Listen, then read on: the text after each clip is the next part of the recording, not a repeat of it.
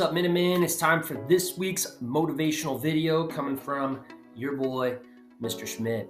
All right, just a reminder, we talked about these 4 laws that came from one of my favorite books, The Atomic Habits by James Clear. And last week, we took a little bit of time to think about the first law, which was making it obvious. And your teacher was encouraged to pause the video last week and give you a time to come up with some sort of obvious goal. And we also were hoping that you would do something that was, relatively aimed at something that's here at school. Do better in a class, be a better friend, restore a relationship with somebody. Something that you obviously could attack here at school, so we can see some of those benefits here at school, obviously. But I want you to first think about, did you attack what you thought about last week? And then if not, hey, that's all right. Let's have a goal going into this week then and make it obvious. Yes, that was law number 1. But today is mostly about going in after law number 2, which is making it attractive. Why would you want to spend the time to be intentional about some sort of goal and something to accomplish unless there was some sort of reward that went along with it? And so that is the second law about creating an atomic habit, one that helps you to get a little bit better each and every day and achieve some greatness.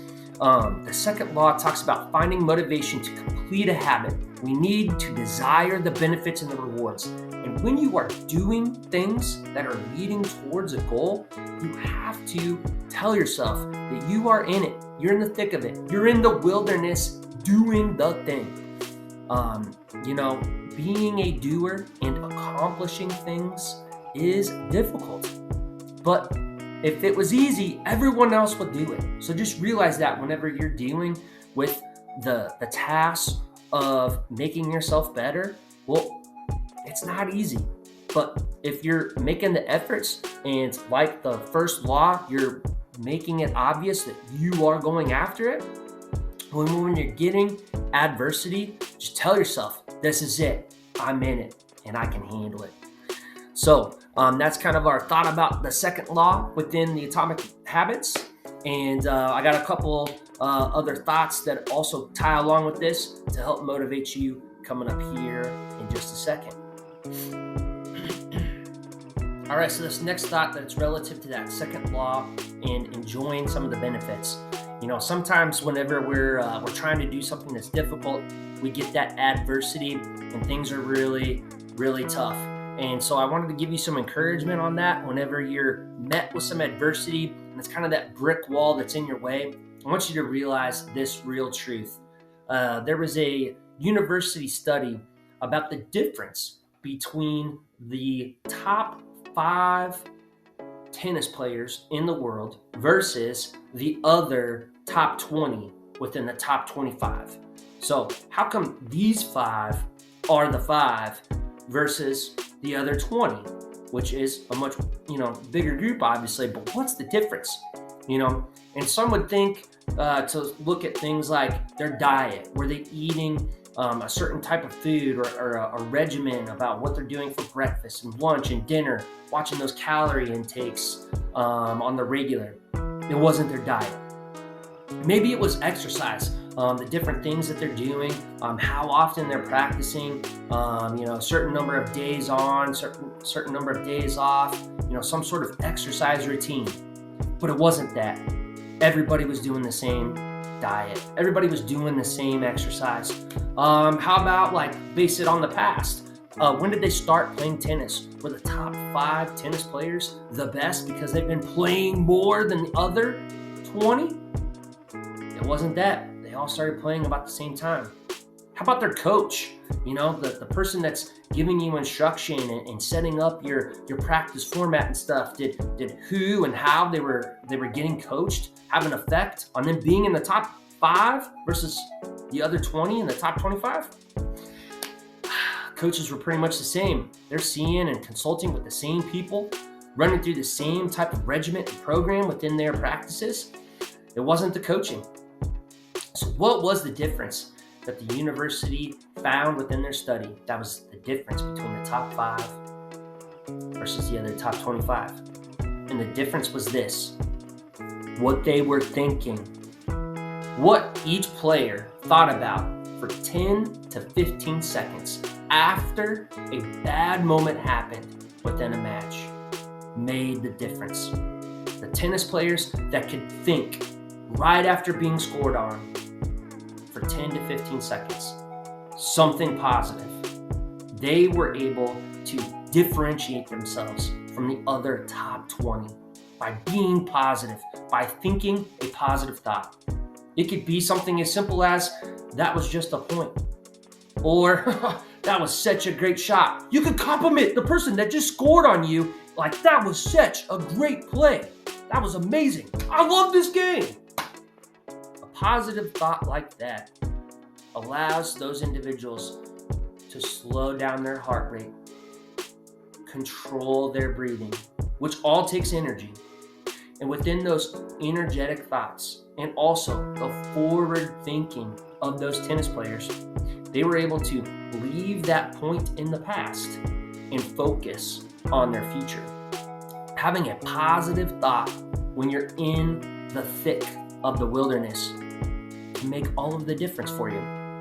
And continuing with that tennis thought, one of the greatest tennis players, Roger Federer, he was giving a commencement speech, which is a speech to a group of graduates. And at the time of his speech, he referred to, at that time of giving the speech, he had played over 1,526 singles matches. And he asked the crowd, of the 1,526 matches I have played, I have won almost 80% of those matches, which is super impressive. That is a great achievement rate. But his question to the audience was, what percentage of the points, the individual points, do you think that I won within those matches that I won? Within the matches that he won, how many individual points, what percentage did he win? And the answer was 54%. He only earned 54% of the points within the matches that he earned. Perfection is absolutely impossible. And no doubt, Roger Federer, being one of those top 5 tennis players, he's thinking after each point in a positive way. He referred to in his commencement speech about not dwelling on each shot, especially the shots that were behind him. Even if he performed some sort of amazing behind the back hit or even between the legs score that could end up on the Sports Center's top 10 plays of the day, in his words, it was just a point. He could get scored on after multiple volleys back and forth, and then once that score happened and he lost that point, it was just a point. You can't dwell on every shot. You gotta focus on the next one because it's the most important.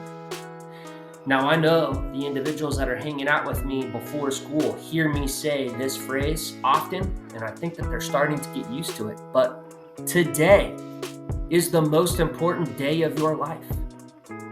Yesterday is over, and tomorrow isn't promised. You have to live for today, and we need to quit dwelling on the things that are behind us. The previous class period, the argument with a friend yesterday. Where are you at today? And focus on that. And like a tennis player, in the thick of it, in a negative moment when you're down, think positively and know that you have adults and friends around you that are here to help you if you need. Being positive allows you to conserve your energy, and that conserved energy can be used and applied in your future events. All right, I just had one other thought here late at night on a Monday night. And this comes straight from our cross-country coaches, Coach Caldwell and Coach Young. They just got done winning. Their team won their second state championship in a row. The girls cross-country team got it done this weekend. And as a champion, you would think that it would be a great time to celebrate, enjoy that reward. But I wanted to give you a little insight to the championship mentality that I witnessed Monday morning. Coach Young spent time looking at all of the runners and their times that they completed at the state championship run. And he removed every senior's time with the thought that, hey, those girls are graduating. They'll be gone. They won't be able to help their team. And who's left over will be who's left over. And no doubt you can consider some improvement into next year. But Coach Young spent enough time breaking down the numbers that he's telling Coach Caldwell the exact number that their number 5 runner would have to run in order for them to repeat as state champions. There is no better championship mentality than that. When you're winning, you got to start thinking about, how do I keep winning? And that all being said, what a great feeling it has been here at Lexington Middle School, and the greatness that we have been achieving this year, and the little wins day after day after day. But we got to keep driving, and we got to keep striving. And just like Coach Young's mentality, we got to keep focusing on that future. And I just had to throw this thought out here as I'm thinking about it here at my daughter's gymnastics practice on a Monday night. Keep moving forward. Minutemen, let's do it. Know that you can do that. And you become your best self when you get through and over any adversity that you come across. Are you going to be a winner and find a way to get through the hard times and then get a taste of that awesomeness, which is law number 2? Make it worth it. Are you going to taste it when you get through it? That you can enjoy it because you made it through. You become your best self once you get through that adversity. Don't run away from it. Run through it. All right. Let's have a great week here at Lexington Middle School, and I can't wait to see you all out there. Have a great day.